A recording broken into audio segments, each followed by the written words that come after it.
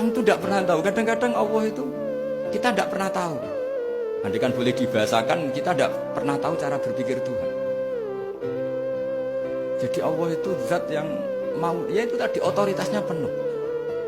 Makanya pernah cerita di mana-mana di kitab-kitab yang saya baca itu ada 2 orang yang ahli neraka, sudah di neraka.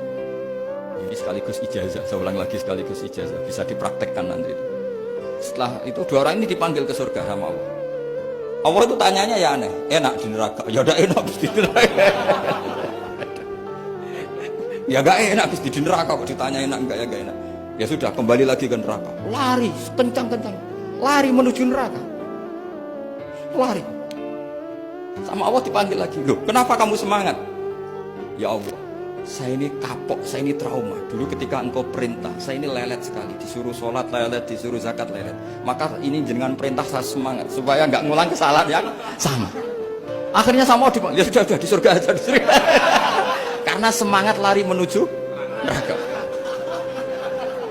Maka ini ijazah nanti kalau di mahsyar ya, kamu dipanggil, ayo masuk neraka, harus apa?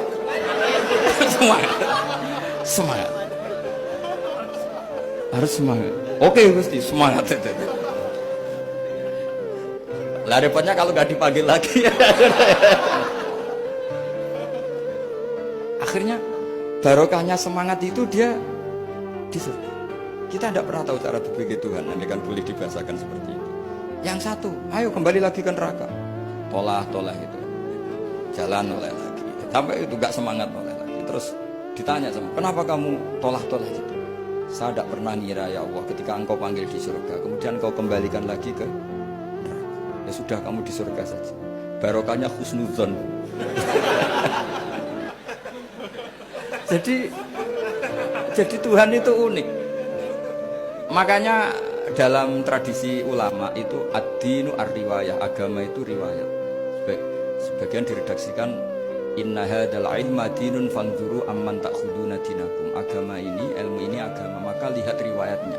Karena kita tidak pernah tahu cara berpikir Tuhan. Kita harus mengikuti riwayat yang diutarakan Rasulullah SAW. Karena kita tidak pernah tahu.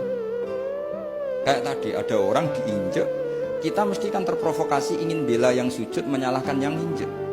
Tapi ketika yang sujud mencakup nama Tuhan, Allah tidak akan memaafkan kamu. Itu Tuhan tersinggung karena sifatnya direduksi satu, diambil satu, disembunyikan satu. Loh, ada kan dia begini mungkin malah Allah maklumi. Saya tidak akan maafkan kamu. Enggak apa-apa Allah, kan saya. Kan tidak mencatat namanya Allah. Selama hidup saya tidak akan maafkan kamu. Allah nggak akan tersinggung. Karena dia sebagai manusia tentu punya dendam, punya rasa mangkel, punya emosi. Tapi kalau ketika bilang Allah tidak akan maafkan kamu, berarti dia mencatut statusnya Allah. Dan Allah disifatkan hanya satu dari sifatnya Allah, yaitu hanya sifat menyiksa. Padahal Allah punya sifat memaafkan.